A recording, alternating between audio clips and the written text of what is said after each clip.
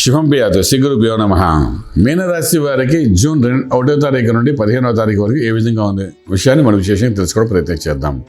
మీనరాశిలో శని యొక్క ప్రభావము, ద్వితీయంలో చూస్తే కుజుడు, తృతీయంలో స్వామి, చతుర్థంలో బుధుడు ప్లస్ శుక్రుడు యొక్క ప్రభావం కనిపిస్తుంది.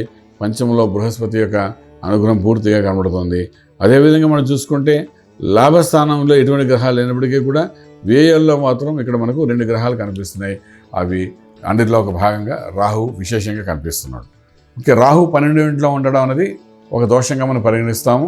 ఏదైనప్పటికీ లగ్నంలో శనీశ్వరుడు ఉన్నాడు మీనరాశిలోని, దాని యొక్క ప్రభావం కూడా సంపూర్ణంగా ఇప్పుడు కనబడుతుంది. రాహుకేతుల మధ్యన అన్ని గ్రహాలు పడిపోయి దీన్ని కాలసర్ప దోషం కూడా అంటాము.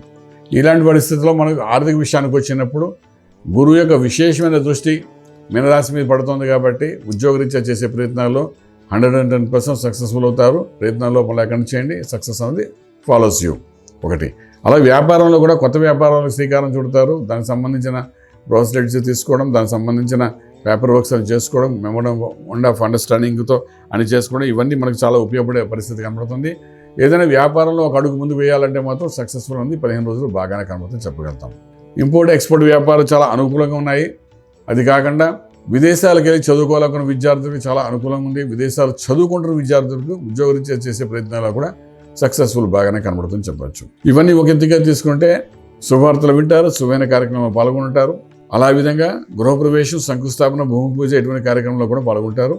విశేషంగా చెప్పుకోవాల్సిన విషయం ఏంటంటే ఇక్కడ ఇంపోర్ట్ ఎక్స్పోర్ట్ వ్యాపారాలతో పాటు ట్రేడింగ్ చేసేటప్పుడు లక్కీ నెంబర్ 3 పాజిటివ్గా మీకు పనిచేస్తుందని చెప్పగలుగుతాం. ఇక్కడ 3 ఎప్పుడైతే పాజిటివ్గా పనిచేస్తుందో ఆ తర్వాత మంత్రం గురించి మనం మాట్లాడుకుంటున్నప్పుడు మేధా దక్షిణామూర్తి మహామంత్రాన్ని సాధన చేసుకుని ముందుకెళ్ళడం ప్రయత్నం చేయాలి. దక్షిణామూర్తి మంత్రం అనేది ఆరోగ్యం ఇస్తుంది, ఐశ్వర్యం ఇస్తుంది. అదేవిధంగా సంతానానికి అభివృద్ధి జరిగేటట్టు కూడా చేస్తుంది. కాబట్టి ఆ మంత్రాన్ని ఉదరగణ చేయండి, డెఫినెట్గా సక్సెస్ఫుల్ అనేది కనబడుతుంది లైఫ్లో అని చెప్పగలుగుతాం.